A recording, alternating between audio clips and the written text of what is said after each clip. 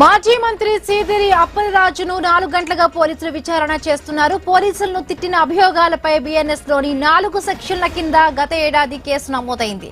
2 వారాల క్రితం జిల్లా ఎస్పీ వ్యక్తిగత విషయాలను ప్రస్తావిస్తూ అప్పలరాజుకు వార్నింగ్ ఇచ్చారని చెప్తూ ఉన్నారు. ఆ అంశంపై విచారించే అవకాశం ఉంది.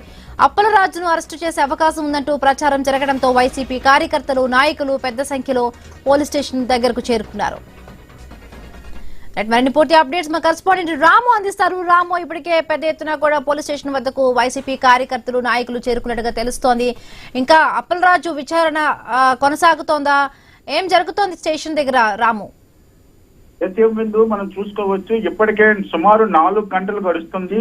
ఇంకా మాజీ మంత్రి సీదిరి అప్పలరాజును విచారణ చేపడుతున్నారు. అయితే అప్పలరాజు అరెస్టు తప్పదని సంకేతాలు మాత్రం వస్తున్నవి. ఈ పరిస్థితుల్లో భారీగా పోలీస్ స్టేషన్ వద్ద పోలీస్ బలగాలను కూడా మోహరించారు.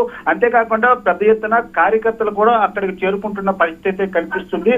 అయితే గత ఏడాది ప్రజలను ఏదైతే ఉద్యమ భావజాలాన్ని ప్రజల్లోనికి పంపించే విధంగా రెచ్చగొట్టారని, అంతేకాకుండా శాంతి భద్రతలను విఘాతం కలిగించేలా అప్పలరాజు వ్యాఖ్యలు చేశారని మీడియాలో వచ్చిన వీడియోను ఆసరాగా తీసుకొని దీనిపై కృష్ణరాజు అనే వ్యక్తి ఇచ్చిన ఫిర్యాదు మేరకు అప్పలరాజును విచారణకు రమ్మని ఈ రోజు ఉదయం అయితే నోటీసులు ఇచ్చారు. అయితే విచారణ చేపట్టి సుమారు 4 గంటలు గడుస్తున్నా ఇంకా ఎటువంటి విషయాన్ని కూడా బయటికి తెలియకుండా పోలీసులు కొంత గోప్యంగా వ్యవహరిస్తున్నారు. అయితే ఈ ఒక్క కేసు మీద కాదు, గత 2 వారాల క్రితము ఎస్పీ మహేశ్వర్ రెడ్డి వ్యక్తిగత విషయాలపై కూడా అప్పలరాజు ఘాటైన వ్యాఖ్యలు చేస్తున్న నేపథ్యంలో దీనిపై కూడా అప్పలరాజుని నాన్ అవైలబుల్ కేసు నమోదు చేశారని అప్పట్లో ప్రచారం అయితే జరిగింది. ఈ నేపథ్యంలో అప్పలరాజు అరెస్ట్ అనేది తథ్యమనే ఒక సంకేతాలు అయితే వస్తున్నాయి. అయితే ఈ రోజు రాత్రి 10 గంటల తర్వాత శ్రీకాకుళం మెజిస్ట్రేట్ ముందు అప్పలరాజును హాజరుపరిచి అక్కడి నుంచి రిమాండ్ విధించే పరిస్థితి అయితే మనకి స్పష్టంగా కనిపిస్తుంది.